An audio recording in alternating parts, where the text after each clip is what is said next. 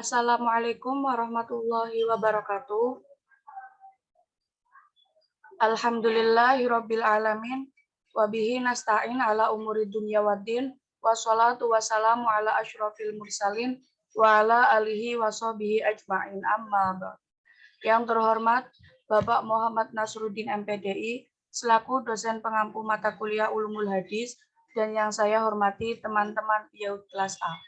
Sebelumnya, perkenalkan nama saya Aina Puspitasari Dewi selaku moderator pada diskusi hari ini.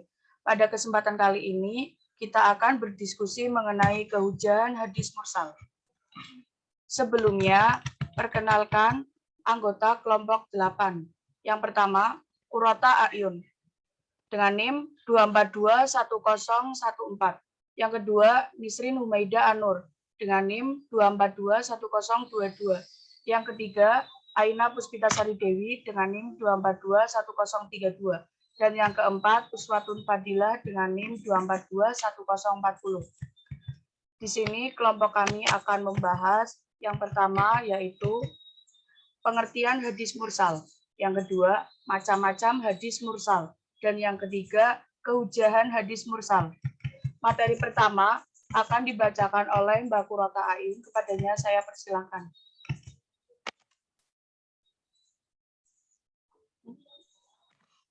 Terima kasih, Mbak Moderator. Di sini saya akan menjelaskan pengertian hadis mursal.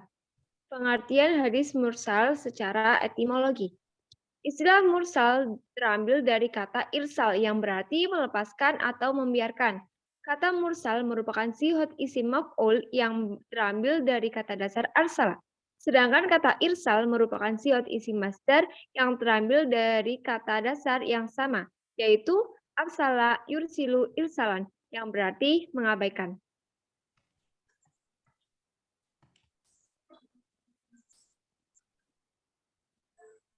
Selanjutnya, pengertian hadis mursal secara terminologi. Adapun secara terminologi, para ulama merumuskan beberapa istilah yang berbeda namun berintikan sama. 1. Sebagian dari mereka mendefinisikan hadis mursal sebagai hadis marfu yang gugur di akhir sanadnya seseorang setelah tabi'in, dalam kurung sahabat. 2. Ada pula ulama yang mendefinisikan hadis mursal sebagai hadis yang dimarfukan oleh tabi'in langsung kepada Nabi tanpa melalui perantara sahabat, sebagai perawi pertama pada sanad terakhir.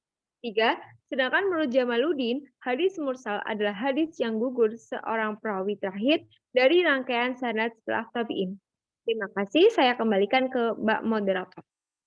Terima kasih kepada Mbak Qurrata A'yun yang sudah memaparkan materi yang pertama. Selanjutnya, materi yang kedua akan dibacakan oleh Mbak Nisrin Humaida Anur. Kepadanya saya persilahkan. Baik, terima kasih kepada Mbak Moderator yang telah mempersilahkan saya untuk berbicara. Di sini saya akan menerangkan materi tentang macam-macam hadis mursal. Macam-macam hadis mursal dibagi menjadi dua, yakni mursal khofi dan mursal jali. Mursal khofi sendiri dibagi lagi menjadi dua, yakni mursal sahabi dan mursal tabi'i.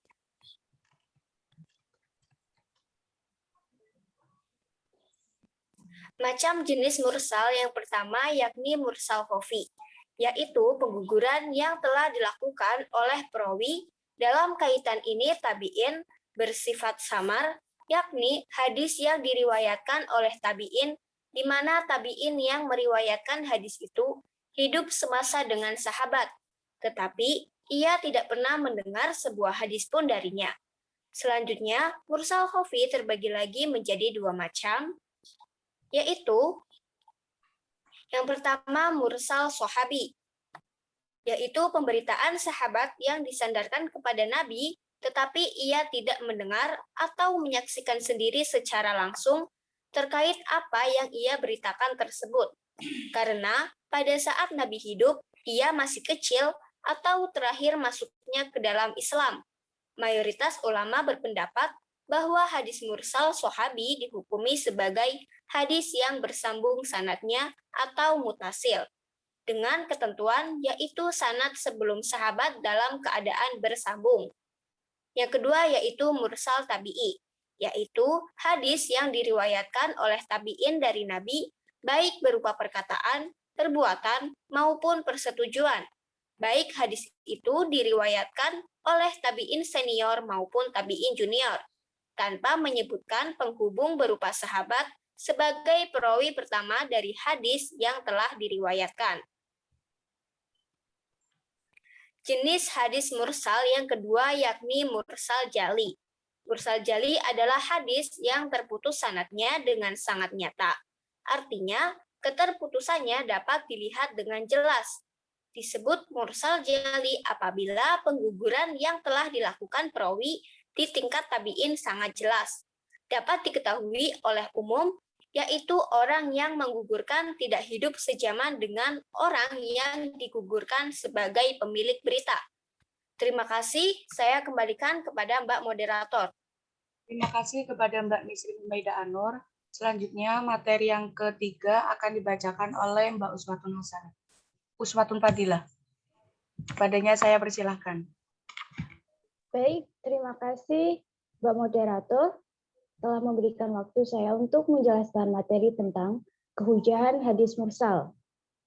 Hadis mursal dimasukkan ke dalam tingkatan hadis mardud atau tertolak karena jenis dan sifat perawi-perawi yang digugurkan tidak jelas.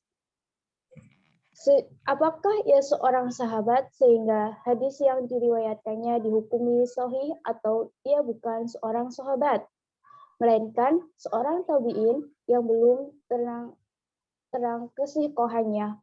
Oleh karena itu, sikap para ulama dalam menggunakan dan menghukumi hadis mursal sebagai hujah berbeda-beda antara satu dengan yang lainnya. Perbedaan itu terbagi menjadi 4 macam pendapat, yaitu 1. Pendapat yang datang dari Imam Malik, Imam Ahmad, dan Imam Abu Hanifah. Menurut mereka bertiga, hadis mursal dapat dijadikan hujah. Dengan syarat tabi'in yang meriwayatkan hadis mursal tersebut harus thiqah sehingga ia tidak meriwayatkan selain dari orang yang thiqah. Hujah mereka adalah bahwa tabi'in yang thiqah mustahil ia mengatakan bahwa Rasulullah Shallallahu Alaihi Wasallam bersabda demikian, kecuali ia mendengarnya dari orang yang thiqah pula. 2. Pendapat Imam Syafi'i dan jumhur ulama.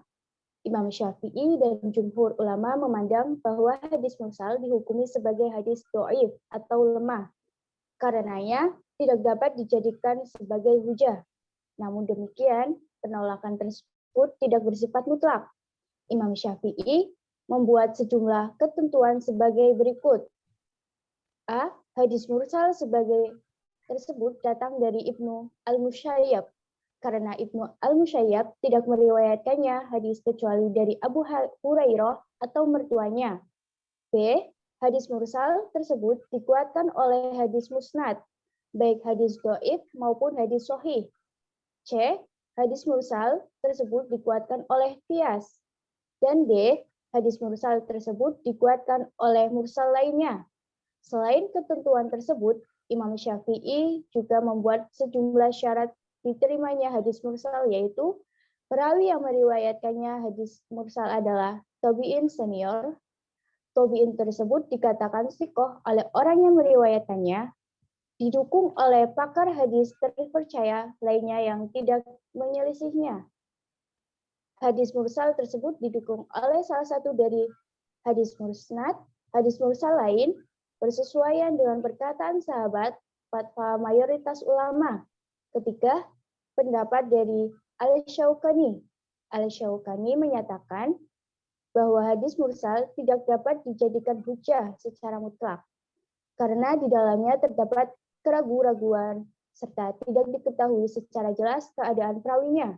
Hal ini penting karena salah satu syarat untuk mengamalkan sebuah hadis tersebut untuk dijadikan sebagai hujah hukum adalah hendaknya diketahui keadilan perawinya dan ketersambungan sanadnya. Terima kasih, saya kembalikan ke Mbak Moderator. Terima kasih Mbak Uswatun Fadilah. Selanjutnya yaitu pendapat Ibnu Hazm. Menurutnya, Hukum asal hadis mursal adalah mardud, tertolak, karena diriwayatkan oleh perawi yang majhul, tidak diketahui identitasnya, dan tidak memiliki ketersambungan sanad, sehingga sikap yang lebih baik diambil adalah mentaukifkan atau memberhentikan sementara hadis itu hingga diketahui kejelasan identitas perawinya. Hal itu guna menjaga kemurnian hadis sebagai bagian penting yang tidak terlepaskan dari sumber Al-Quran sebagai sumber utama penetap hukum.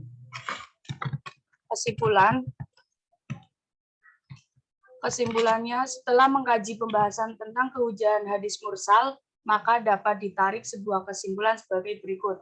1. Pengertian hadis mursal ialah hadis yang disandarkan secara langsung oleh tabi'in, baik tabi'in senior maupun tabi'in junior, kepada Nabi tanpa melalui perantara sahabat sebagai perawi pertamanya dari sisi periwayatan dan sanad terakhir dari sisi urutan sanad. Yang kedua, macam-macam hadis mursal ditinjau dari segi pelaku atau orang yang menggugurkan dan sifat-sifat penggugurnya. Hadis mursal terbagi menjadi dua macam, yaitu mursal jali dan mursal khafi. 3. Kehujahan hadis mursal terbagi menjadi 4 macam pendapat. Pertama, pendapat dari Imam Malik, Imam Ahmad, dan Imam Abu Hanifah yang menyatakan hadis mursal dapat dijadikan hujah dengan syarat tabi'in yang meriwayatkan hadis mursal tersebut harus sikoh. Kedua, pendapat Imam Syafi'i dan jumhur ulama yang memandang bahwa hadis mursal dihukumi sebagai hadis dhaif, lemah, karenanya tidak dapat dijadikan sebagai hujah. Ketiga, pendapat Al-Syaukani yang menyatakan bahwa hadis mursal tidak dapat dijadikan hujah secara mutlak karena di dalam terdapat keraguan serta tidak diketahui secara jelas keadaan perawinya. Keempat, pendapat Ibnu Hazm yang menyatakan hukum asal hadis mursal adalah mardud, tertolak, karena tidak diketahui identitas perawinya dan tidak memiliki ketersambungan sanad, sehingga sikap yang lebih baik diambil adalah mentaukifkan atau memberhentikan sementara hadis itu hingga diketahui kejelasan identitasnya. Sekian presentasi dari kelompok 8. Mohon maaf apabila banyak kekurangan. Wassalamualaikum warahmatullahi wabarakatuh.